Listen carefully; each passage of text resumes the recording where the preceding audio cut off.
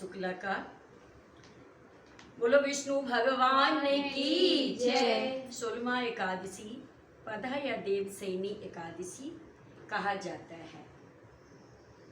देवसैनी एकादशी व्रत कथा प्रारंभ है। धर्मराज युधिष्ठिर ने कहा, हे केशव, आषाढ़ शुक्ला एकादशी का क्या नाम है? इस व्रत के करने की विधि क्या है और किस देवता का पूजन किया जाता है? श्री कृष्ण कहने लगे, हे युधिष्ठिर, जिस कथा को ब्रह्मा जी ने नारद जी से कहा था वही मैं तुमसे कहता हूँ। एक समय नारद जी ने ब्रह्मा जी से यही प्रश्न किया।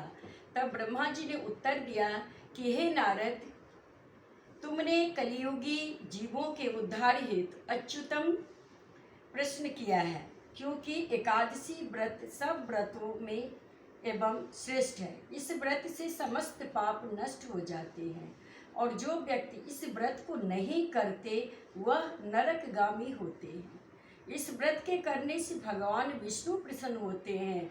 इस एकादशी का नाम देवसैनी है। अब मैं तुमसे एक पौराणिक कथा कहता हूँ, तुम एकाग्रचित होकर मन लगाकर सुनो।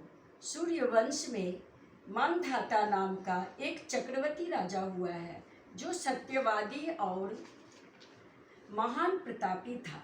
वह अपनी प्रजा का पुत्र की तरह पालन किया करता था। उसकी प्रजा धन धान्य से भरपूर और सुखी थी।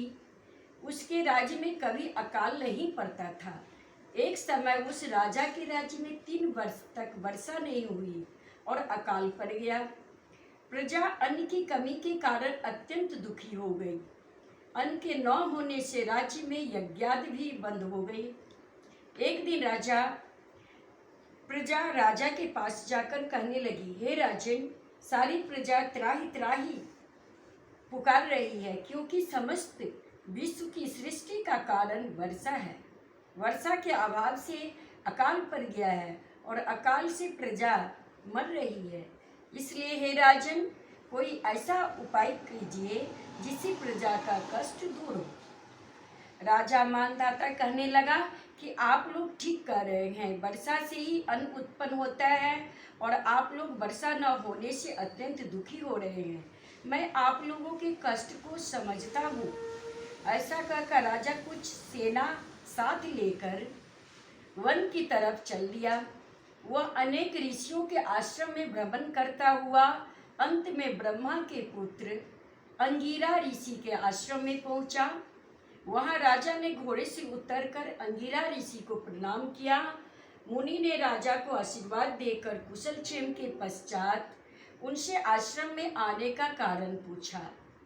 राजा ने हाथ जोड़कर विनीत भाव से कहा कि भगवान, सब प्रकार से धर्म पालन करने पर भी मेरे राज्य में अकाल पड़ गया है।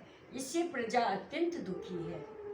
राजा के पापों के प्रभाव से ही प्रजा को कष्ट मिलता है, ऐसा शास्त्रों ने कहा है।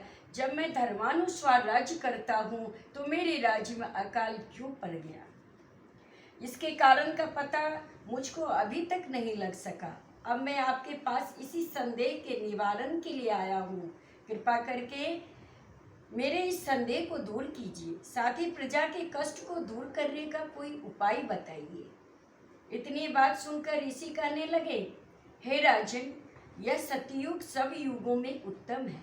इसमें धर्म के चारों चरण सम्मिलित है, अर्थात इस युग में धर्म की सबसे अधिक उन्नति है।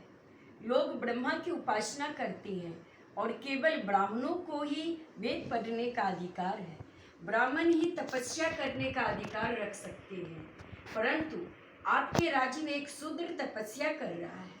इसी दोष के कारण आपके राज्य में वर्षा नहीं हो रही है। इसलिए यदि आप प्रजा का भला चाहते हो तो इस शूद्र का वध कर दो। इस पर राजा कहने लगा कि महाराज, मैं उस निरपराध तपस्या करने वाले शूद्र को किस तरह मार सकता हूँ?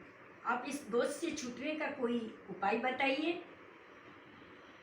तब ऋषि कहने लगे, हे राजन, यदि तुम अन्य उपाय जानना चाहते हो तो सुनो।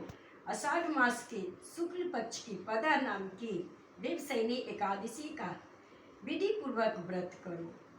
व्रत के प्रभाव से तुम्हारे राज्य में वर्षा होगी और प्रजा सुख पावेगी, क्योंकि इस एकादशी का व्रत सब सिद्धियों को देने वाला तथा समस्त उपद्रवों को नाश करने वाला है। इस एकादशी का व्रत तुम प्रजा, सेवक तथा मंत्रियों सहित करो।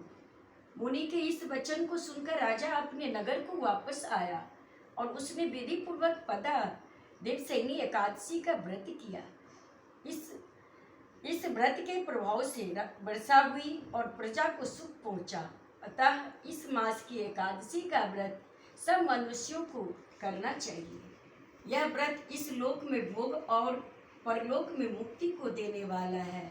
इसकी कथा को पढ़ने और सुनने से मनुष्य के समस्त पाप नाश हो जाता है।